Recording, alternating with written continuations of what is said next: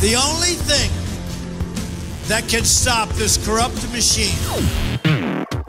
maanta waxaan ka hadli doonaa dhibka kala haysto madaxweynaha cusub Donald Trump iyo Soomaalida iyo gabadhii ku guuleysatay Minnesota ee ku soo dhawow Somali Topics.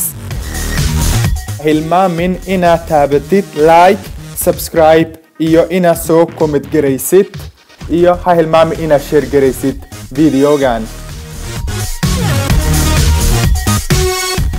madaxweynaha cusub ee Mareykanka Donald Trump wuxuu neceb yahay Soomaalida, Muslimiinta iyo kuwa laga tira badan yahay, asagoo xiri doona xuduudiyaasha Mareykanka iyo dhinaca Mexico uu ka dhisi doono darbi sida qaxootiga u soo mari karin.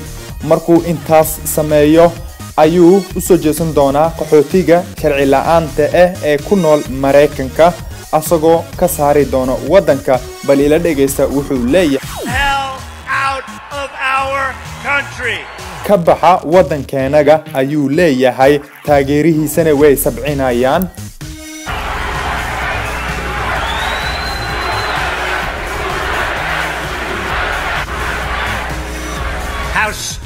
How stupid are our leaders? How stupid are they to allow this to happen? sida u nacasan yihiin kuwa hadda wadanka xukumo ayuu leeyahay. Of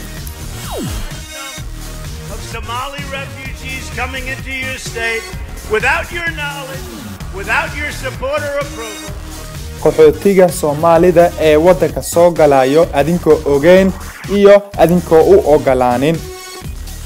Maine notes a major destination for Somali refugees. Mareykanka waa meesha qaxootiga Soomaalida soo aadaan. They're coming from among the most dangerous territories and countries anywhere in the world, right? A practice which has to stop. This isn't like you're smarter than other people. meelal badan oo halis ah ayay ka imaadaan, waxay u maleeyaan inay naga aqal badan yihiin ina la istaajiyo weeye. A lot of these people, probably 2 million, it could even be 3 million. We're getting them out of our country. 2 ilaa 3 milyan ayaa wadanka ka saareenaa. 11 milyan qaxooti ayaa ku nool Mareykanka. madaxweynaha doorteenna waa kan Ilhan Omar oo jirto 33 sano ayaa loo doortay gobolka Minnesota ayadoo sharciga u qori doonto gobolkaas. Ilhan Omar oo qaxooti ku timid Mareykanka 22 sano ka hor. Soomaalida ku nool Minnesota codad fiican may siinin ayagoo wateen wiil kale oo Soomaali ah. laakiin Ilhan Omar waxay noqotay gabadhii ugu horeysay oo Muslim ah iyo qaxooti ku timid oo noqoto sharciga qoraaga ee gobolka Minnesota. Ilhan way guuleysatay. Donald Trump na aqalka cad January u soo wareegaya sanadka cusub. Yes, we did. 4 sano soo socota waa arki doonaa sidoo Mareykan noqon doono iyo wuxuu Donald Trump sameyn doono.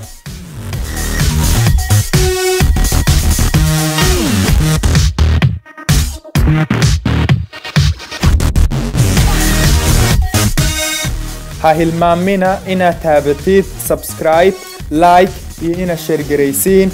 ha hilmaamin inaad isoo comment garaysiin, isoo qora haddaa ii haysiin topic kale aan ka hadlo. waad mahadsantihiin, waa noo mar kale.